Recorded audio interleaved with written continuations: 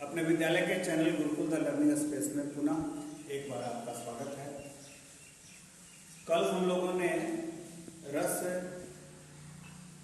की भूमिका पर चर्चा की थी, रस के अंग। आज हम रस के जो बाकी क्षेत्र हैं उस पर चर्चा करने का प्रयास करेंगे। कल भरत मुनि की जो परिभाषा आपने लिखा, विभावानुभाव व्यभिचारी संयोगात रस निष्पत्ति, ये संपूर्ण परिभाषा है। कल भी हमने बताया था। इसके आधार पर आप अपनी परिभाषा क्या बनाएंगे। यदि परीक्षा में आता है कि रस की परिभाषा लिखें, तो देखिए थोड़ा सा हमने भी होमवर्क किया है। मनुष्य में स्थित भाव जब विभाव अनुभाव संचारी या व्यभिचारी भाव से संयोग करते हैं तो उससे रस की निष्पत्ति होती है। कल हमने आपको बताया था, हमारे अंदर, मनुष्य के अंदर सारी संवेदनाएं ईश्वर प्रदत्त है। दुख है, हर्ष है, खुशी है, विषाद है, घृणा है, क्रोध है, ये सारी चीजें हमें विद्यमान हैं। उपयुक्त वातावरण के अनुसार वो भाव प्रकट होता है, उसी को हम रस निष्पत्ति कहते हैं। साहित्य में इसी को रस निष्पत्ति माना गया है।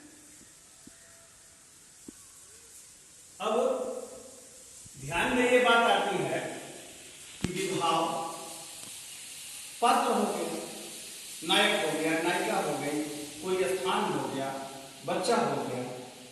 अनुभाव उसका साज सज्जा वेशभूषा कायिक वाचिक, वो किस तरह से बोलता है, किस तरह से अभिनय करता है, किस तरह से अपने वस्त्र पहनते हैं, इससे हमारे अंदर जो संचारी भाव उत्पन्न होता है,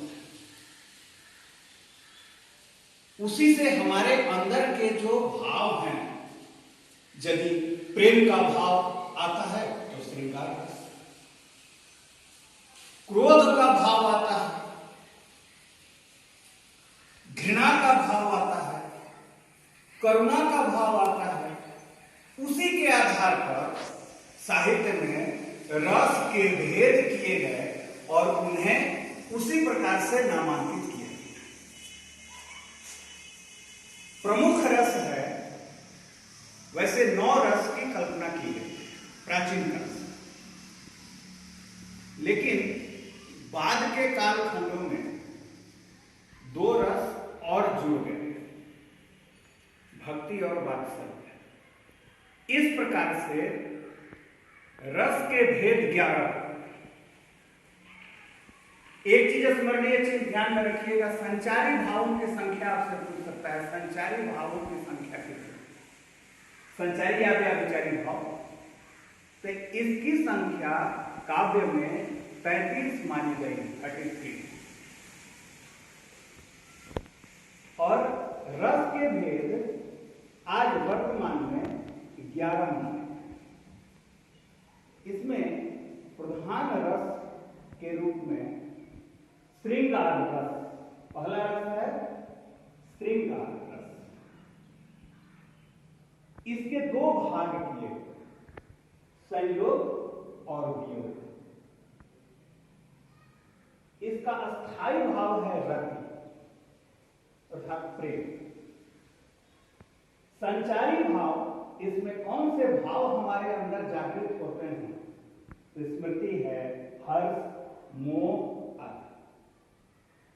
एक टेबल के तहत आपको समझाने का प्रयत्न कर रहा हूं। अब यदि आपसे पूछता है कि श्रृंगार रस की परिभाषा, अपनी परिभाषा बनाइए। याद रखिए, भरत मुनि महामानव हैं, महामानव थे या हैं, साहित्यकार मरते नहीं हैं, लेकिन वो भी किसी दिन बालक रहे होंगे, आपकी तरह वो भी गुरुकुल में पढ़े होंगे। बड़े होकर के उन्होंने परिभाषा लिख दिया। आप बड़े होकर परिभाषा लिखने की क्षमता है, आप अपनी परिभाषा कैसे बनाएंगे उसको ध्यान से देखिए। विभाव अनुभाव से उत्पन्न संचारी भाव को हम रस कहते हैं। ठीक उसी प्रकार हमको अब रस के भेदों का परिभाषा, भेदों की परिभाषा लिखनी है। तब क्या कहेंगे कि विभाव अनुभाव के संयोग से स्मृति, हर्ष, मोह आदि संचारी भाव रति नामक अस्थायी रूप में प्रकट होता है, उसे हम श्रृंगार रस।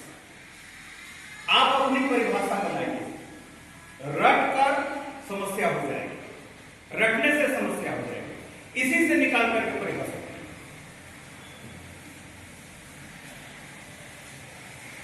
तो श्रृंगार रस हमने कहा यह महत्वपूर्ण रस। अब प्रश्न आता है श्रृंगार रस के दो भेद कौन? श्रृंगार रस के भेदों को लिखिए, यह भी प्रश्न है। तो श्रृंगार रस के दो भाग किए गए, संयोग और योग। श्रृंगार का स्थायी भाव है रति, रति मतलब प्रेम।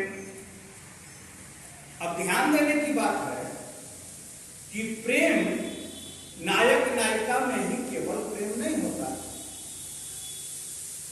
लेकिन जिस श्रृंगार रस की बात हो रही है उसमें नायक नायिका का प्रेम ही प्रमुख है।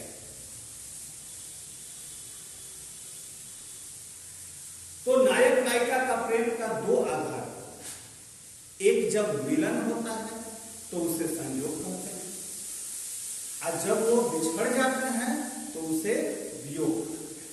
तो संयोग और वियोग दो भाग हो गए श्रृंगार रस।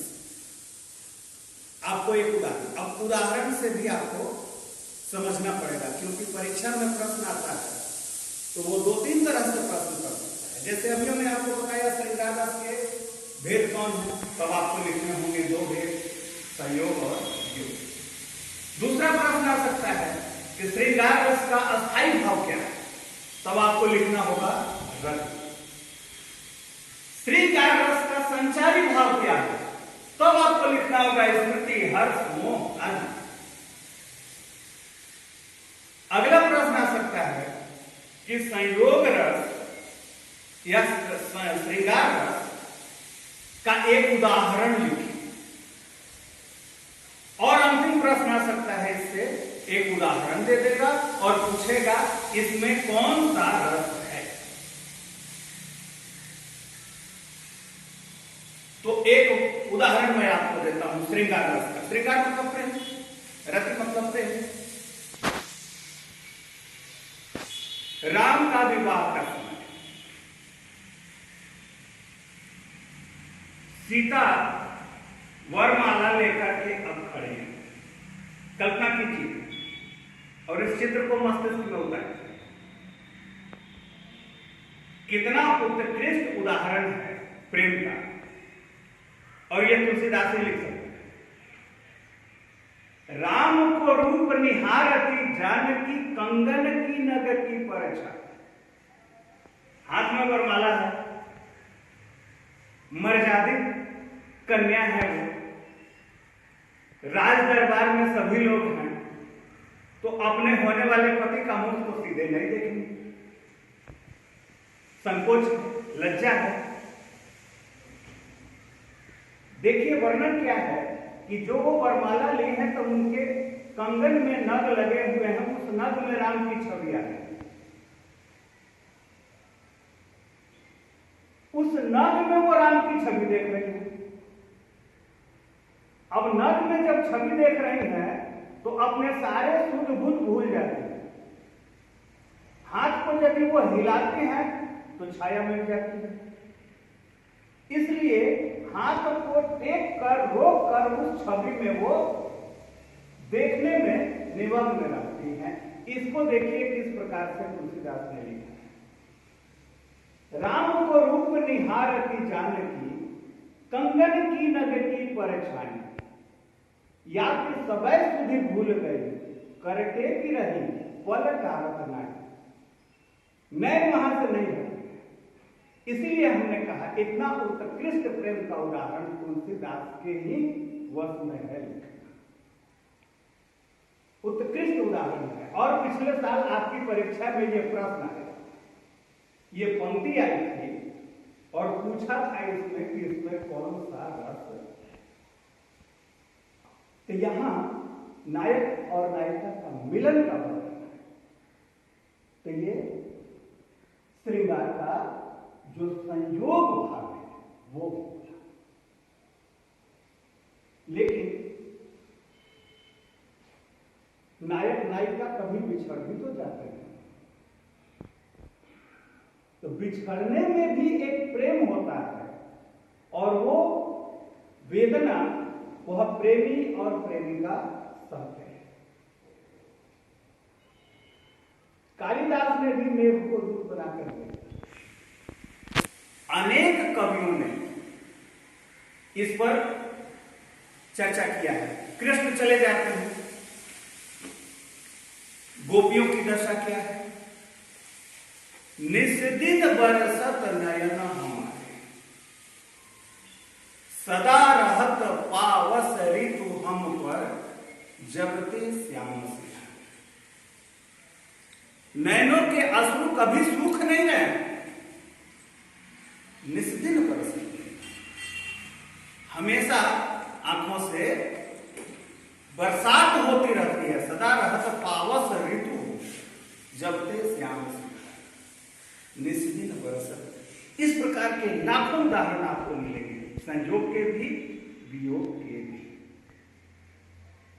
अगला दूसरा रस हास्य। फिर बात आ गई, ये तो सुख दुख की बात हो गई, ऊपर प्रेम की बात हो गई। लेकिन कभी ऐसी घटना घटती है कि आप कुछ देखकर सुनकर हंस पड़ते हैं, वो भी हमारे अंदर हंसी का भाव है। तो हास्य रस का स्थायी भाव है हास्य। इसका संचारी भाव है हर्ष, चपलता, लज्जा। तो ऐसी पंक्ति, ऐसा वाक्य सुनकर देखकर यदि श्रोता हंस पड़े तो उसे हास्य रस की निस्बत। हास्य हमने उदाहरण लिखा है, तंबू उड़ाले मंच पर बैठे प्रेम प्रभाव, सुर लागे आधे घड़ी घंटा भर आला,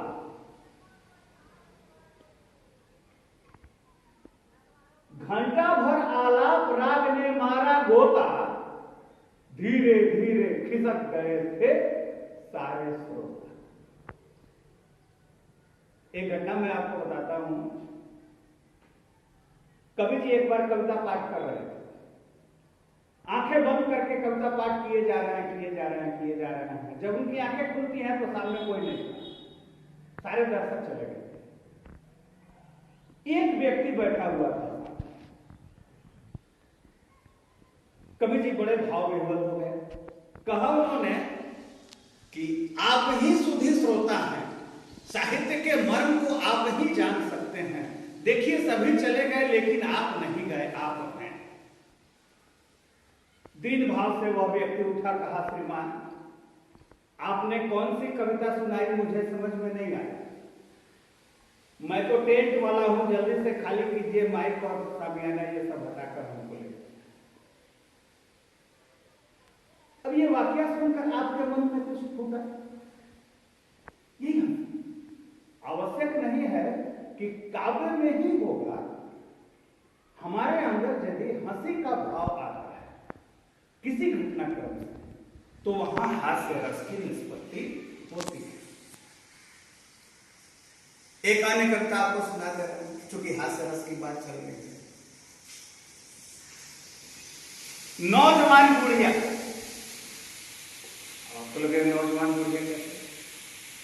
हास्य रस है, इसमें सब कुछ चलता है। इसको अन्यथा नहीं लेंगे। अर्थात उम्र दराज हो गए हैं लेकिन नौजवान की तरह सजना धजना ये लोगों की प्रवृत्ति होती है। कभी लिखता है नौजवान बोलिए, पहुंच गए पेयर, खींच कर बैठ गए चेयर, होटल में गए, पहुंच गए पेयर, खींच कर बैठ गए चेयर, वेटर को बुलाया, फिर खाना मंगवाया, पहले बूढ़े ने खाया, बुढ़िया ने पंखा डुलाया, फिर बुढ़िया ने खाया, बूढ़े ने पंखा डुलाया, वेटर का माथा चकराया, बोला लैला मजनू की औलाद, यदि तुम में इतना ही प्रेम है तो खाना एक साथ क्यों नहीं खाया? बूढ़े ने बोला बेटा तुम्हारा इरादा तो नेक है पर अपने पास दांतों का सेट है। अब जब ये कविता सुनकर आपके अंदर हंसी की भाव आ गई, हंसे रस हो गए, हंसे। अब फिर आपको मैं बता रहा हूं, आगे नहीं बताऊंगा, अब आपको खुद से करना है। हास्य रस की परिभाषा, यदि प्रश्न हास्य रस की परिभाषा क्या लिखेंगे? विभाव अनुभाव के संयोग से हर्ष, चपलता, लज्जा आदि का संचारी भाव यदि निकलता हो, या हर्ष, चपलता, लज्जा आदि का संचारी भाव हास्य रूपी अस्थाई भाव के रूप में निकलता हो तो हास्य रस। अपनी परिभाषा बनाइए, रटने पर ध्यान कम दीजिए। आप अपनी परिभाषा बनाइए और कोई उसे गलत नहीं काट सकता। दृढ़तापूर्वक इस बात को मैं आपको बताऊं, अपनी परिभाषा बनाइए लेकिन विषय से हटकर। अगला देखिए, करुण रस, तीसरा, इसका अस्थायी भाव है शोक, इसका संचारी भाव है ग्लानि, शंका, चिंता। करुण रस का अस्थायी भाव क्या है? तो शोक। शोक किस रस का अस्थायी भाव है? तो करुण रस। करुण रस का संचारी भाव क्या है? तो ग्लानि, शंका, चिंता। करुण रस का एक उदाहरण लिखिए, तब आपको उदाहरण लिखिए। अबला जीवन हाय तुम्हारी यही कहानी, आंचल में है दूध और आंखों में। करुणा का भाव आता है, शोक कर रहा है कवि कि नारी की इतनी ही कहानी है, आंचल में है दूध और आंखों में। आपने 8वीं कक्षा में एनसीईआरटी के बुक में पढ़ा नरोत्तम दास की कविता, देखी सुदामा की दीन दशा, करुणा करके करुणा निधि रोए, पानी पड़ा तो हाथ छुओ नहीं, नैन के जल से करो। इतनी करुणा फूट जाती है कृष्ण के अंदर सुदामा की दीन दशा देखकर कि इतने अश्रु प्रवाहित हो रहे हैं कि उससे पैर धुल गए, पर आप बैठकर जल को उन्होंने छुआ। अभी हंसी का माहौल था, अभी करुणा के सागर में डूब गए सभी। यही तो रस में करुणा। अगला रौद्र रस, रौद्र क्रोध, इसका अस्थायी भाव क्या है? क्रोध। इसका संचारी भाव क्या है? उग्रता, क्रोध। आपने पढ़ा राम लक्ष्मण संवाद, दूसरा पाठ है आपका, सुनो राम जय शिव धन कोरा। प्रसंग क्या है? शिव धनुष टूटता है और उसकी आवाज से उसे सुनकर परशुराम प्रकट होता है। आग बबूला, आंखें लाल लाल, हाथ में परसा लिए, एकदम लगता था कि सभा में बैठे सबको की वो हत्या कर। सुनो राम जय शिव धन कोरा, सहस बाहु समसोरु सो बिलगाऊ बिहारी समाजा, न तो हमारे जय हैं सब राजा। ये इस पंक्ति से कौन सा भाव निकल कर आता है? क्रोध का भाव। इसे साहित्य में रौद्र रस कहा गया है। शांति दूत बनकर जाते हैं कृष्ण और दुर्योधन उन्हें बांधने चलता है। उल्टे हरि को बांधने चला, जो था असाध्य साध्य। तो डगमग डगमग दिग्गज डोले, भगवान को कुपित होकर बोले, दुर्योधन युद्ध ऐसा होगा फिर कभी नहीं ऐसा होगा। कृष्ण को क्रोध जब आता है, कौन सा रस होगा? रौद्र। जब आप पढ़ते हैं तो पुस्तकों में, काव्यों में इस तरह के भाव को खोजिए। 10, 15, 20 परिभाषा उदाहरण लिखिए स्वविवेक से। आपको यहां खंड खंड करके समझाया जा रहा है। ये आपकी ड्यूटी है कि किस प्रकार से आप अब अपना होमवर्क करें। रौद्र, जिससे क्रोध, इसका अस्थायी भाव है क्रोध, संचारी भाव है उग्रता, क्रोध। तो इसकी भी परिभाषा आप बना, और आपको बनाने ही हैं। कहीं पूछ दे कि रौद्र रस की परिभाषा, क्रोध किस रस का अस्थायी भाव है, तो आसान में लिख दीजिएगा रौद्र रस। रौद्र रस का अस्थायी भाव क्या है? तो क्रोध। सुनौ राम जय सुधन तोरा, सहस बाहु समसोर मोरा, तो बिलगाओ बिहाई समाजा, न तुम्हारे जय हैं सब राजा। पंक्ति दे दिया, पूछा इसमें कौन सा रस है? या आपसे पूछ देगा कि रौद्र रस का एक उदाहरण लिखिए। जिस टॉपिक को पढ़िए उसके सांगो पांग को पढ़िए, तब पढ़ाई पूर्ण होती है, तब ही आप विद्यार्थी कहलाने के हकदार। गाइस, आज का मेंटी क्विज रस की परिभाषा भेद एवं प्रकार पर नहीं होगा। अगला आपका रस है वीर रस। ये भी महत्वपूर्ण रस है। वैसे तो सभी रस महत्वपूर्ण है, और इन सब में जो परीक्षा में पूछ दे वो सबसे ज्यादा महत्वपूर्ण है। आगे देखिए, वीर रस।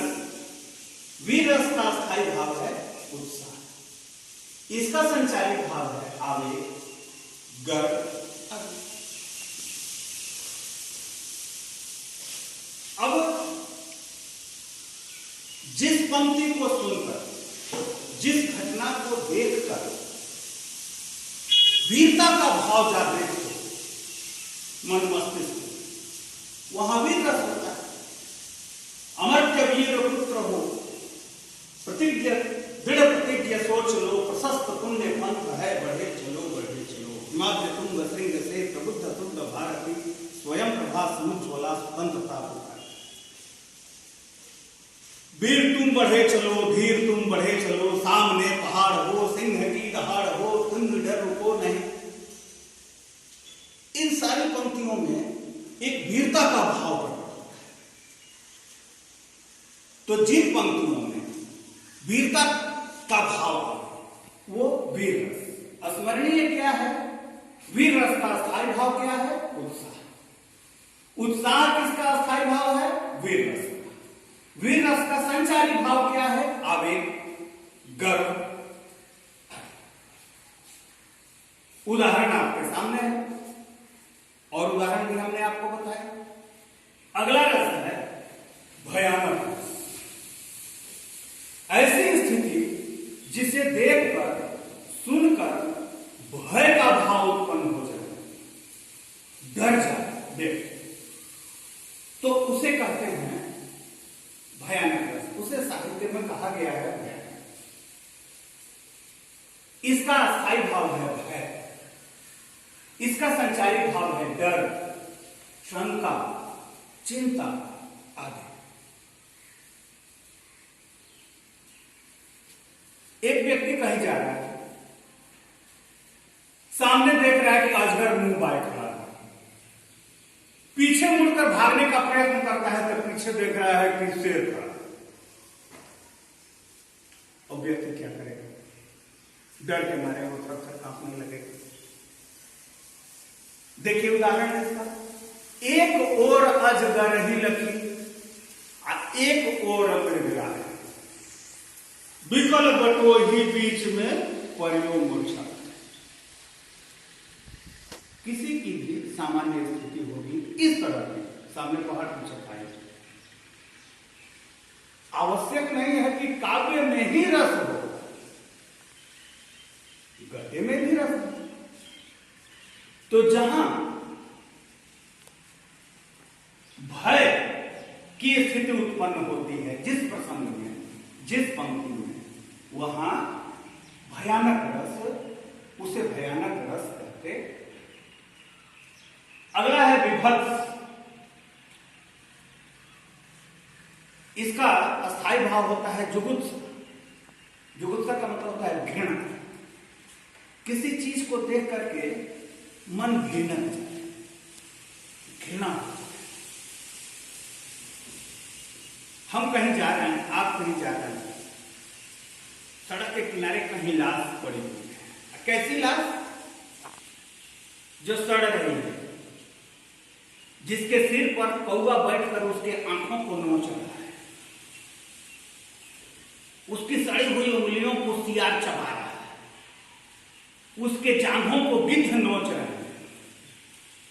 मैं वर्णन कर रहा हूं तो आपके मस्तिष्क में घृणा का भाव आ रहा है।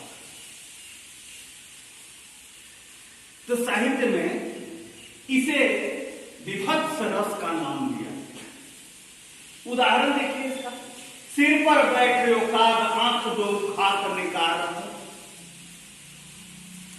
सिर पर बैठे काग आंख दो खात निकार, खींचत जीभ सियार अति ही आनंद होता। जीभ सियार खींच खींच के खाता है, गिद्ध जान नोच नोच के खाता है, आंख निकाल निकाल कर कौवे खाते हैं। इसका वर्णन कृष्ण ने भी किया है, शांतिदूत कृष्ण। दुर्योधन युद्ध ऐसा होगा फिर कभी नहीं ऐसा होगा, भाई पर भाई टूटेंगे, विस्माण बूंद के छूटेंगे।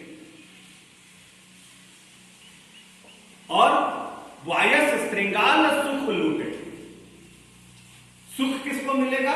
कौवों को, सियार को, गिद्ध को।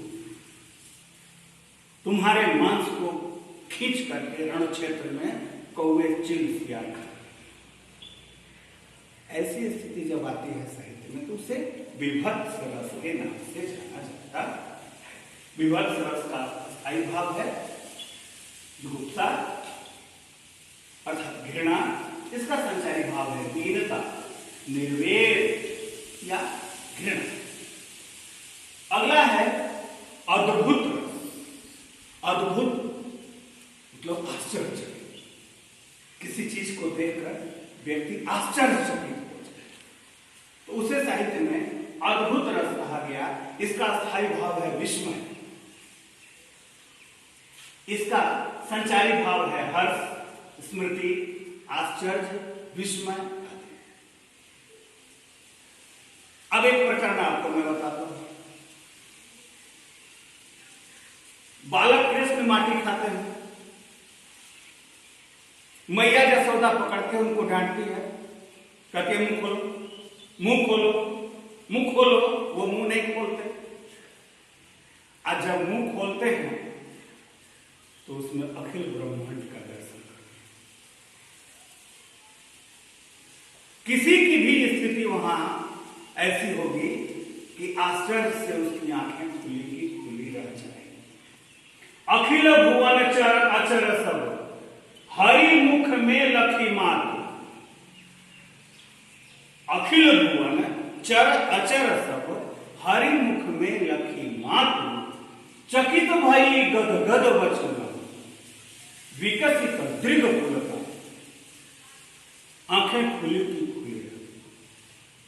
किसी की भी वो स्थिति हो सकती है। साहित्य में उसे कहा अद्भुत। इसका स्थायी भाव है विस्मय, संचारी भाव हर्ष, स्मृति, विस्मय, आश्चर्य। अगला है शांत रस, नौवां रस। इस 9 रस की ही कल्पना की गई प्राचीन काल से। बाद में 2 रस जुड़े, उसकी चर्चा भी हम करेंगे। शांत रस, नौवां रस, इसका स्थायी भाव है निर्वेद, वैराग्य। इसमें ऐसी स्थिति, न खुशी, न दुख, न आश्चर्य, न घृणा, न क्रोध, न विस्मय, न प्रेम, कुछ नहीं। प्रेम होगा शांत भाव से, कोई भी भाव नहीं, एकदम मन शांत। मनमस्त हुआ फिर क्यों।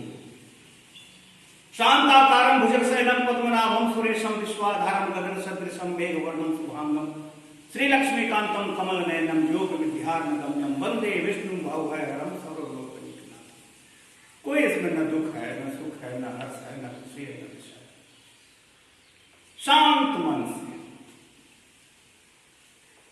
और इसके पुरोधा माने जाते हैं कवि, आप सभी जानते हैं। मेरो मन अनंत कहां सुख पावे, जैसे उड़ी जहाज की पंछी फिर जहाज पर आवे, मेरो मन अनंत कहां सुख पावे। तो इस प्रकार की पंक्ति यदि आपको मिलती है जिसमें किसी प्रकार की हलचल नहीं, बिल्कुल वैराग्य भाव हो। आपको हमने बताया इसका अस्थायी भाव है निर्वेद। निर्वेद मतलब होता है वैराग्य, वैराग्य भाव। तो वहां पर होगा शांत। अगला हमने आपको कहा था कि 9 रस हैं, लेकिन अभी वर्तमान में हम 11 रस पढ़ते हैं। ये 2 रस हैं, भक्ति और वात्सल्य। श्रृंगार रस के साथ इसको हमने लिखा इसलिए कि श्रृंगार रस से ही इन दोनों रसों की उत्पत्ति। प्रारंभ में हमने आपको बताया नायक नायिका का प्रेम नहीं, प्रेम की जो परिधि है वो असीम है। माता पुत्र का प्रेम, पिता पुत्र का प्रेम, भाई भाई का प्रेम, भाई बहन का प्रेम, भक्त का ईश्वर से प्रेम, मनुष्य का बच्चे से प्रेम। यदि इस दृष्टिकोण से देखते हैं तो प्रेम का बहुत व्यापक क्षेत्र होता है। साहित्य में जिस श्रृंगार रस की चर्चा की गई है उसमें नायक नायिका के प्रेम तक उसको सीमित रखा गया। उसके 2 भाग हुए, संयोग और वियोग। लेकिन भक्त का ईश्वर के प्रति प्रेम, तो वो हुआ आपका अगला रस, 10वां भक्ति रस। इसका स्थायी भाव क्या होगा? अनुराग या ईश्वर विषयक रति।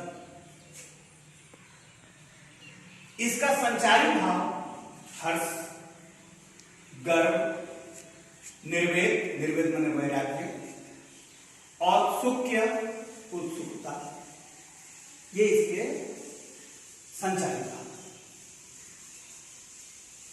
अब मीरा ने कृष्ण को पति रूप में प्रेम किया और सुदामा ने कृष्ण के से साख्य भाव में प्रेम किया।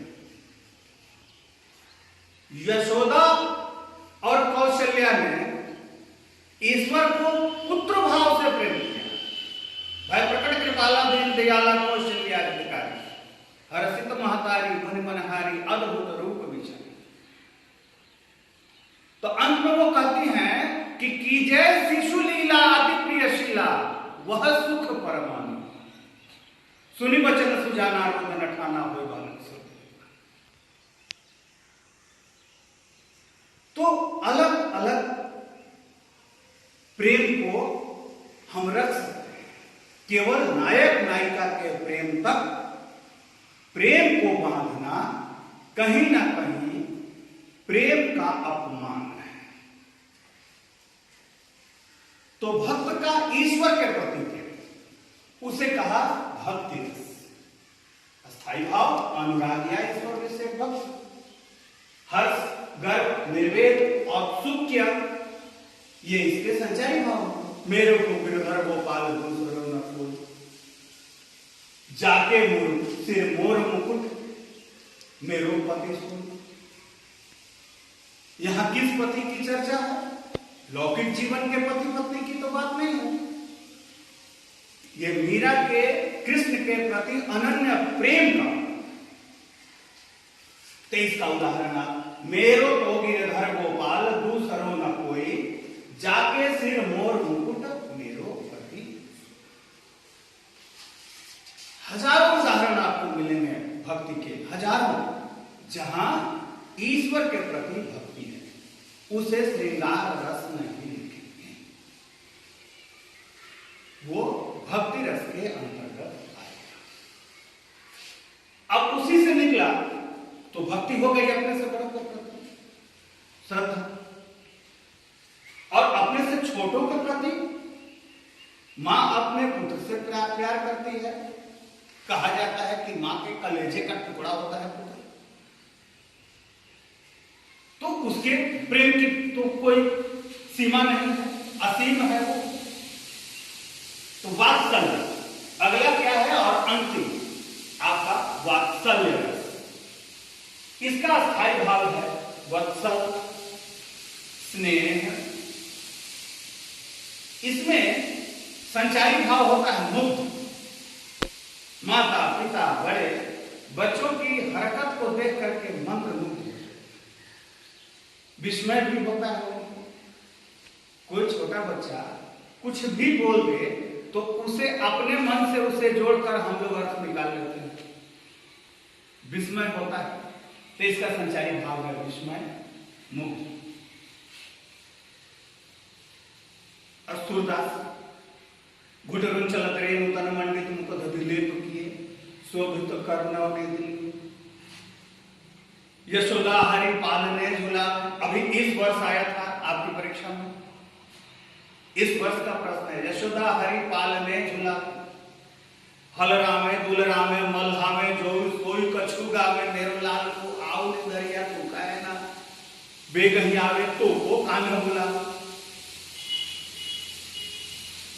तो जो चित्र सूरदास ने वहां चित्रित किया है, ये यशोदा का अपने बालक पुत्र के प्रति, तो उसे कहते हैं वात्सल्य। इस प्रकार 11 रस को हमने बताने का प्रयास किया। आपको स्वयं से इसकी परिभाषा लिखनी है। कई बार हमने बताया कि विभाव अनुभाव के संयोग से संचारी भाव की जो उत्पत्ति होती है, उससे जो अस्थायी भाव उत्पन्न होता है, उसे रस। अब यदि क्रोध का भाव उत्पन्न होता है तो आप वहां रौद्र रस लिख देंगे, करुणा का भाव होता है तो करुण रस लिख देंगे, विस्मय का भाव होता है अद्भुत रस लिख देंगे, निर्वेद वैराग्य का भाव होता है तो शांत रस हो जाएगा, निर्वेद तो शांत रस। भक्ति का भाव निश्चित होता है तो भक्ति रस, वात्सल्य का भाव निश्चित होता है वात्सल्य रस। ये परिभाषा आपको स्वयं से बनानी। मैं कह रहा हूं पुस्तक से बड़ा आपका कोई गुरु नहीं, कोई मार्गदर्शक नहीं है, कोई साथी नहीं है, कोई शुभ चिंतक नहीं। पुस्तक पढ़िए, ईश्वर चाहेंगे हम सब लोग फिर साथ में मिलेंगे, फिर कक्षा कार्य होगा। अभी के लिए हमने प्रयास किया कि परीक्षा उपयोगी आपके लिए कुछ चीज दिए जाएं और आप इससे लाभान्वित होंगे, निश्चित ऐसा मेरा विश्वास है।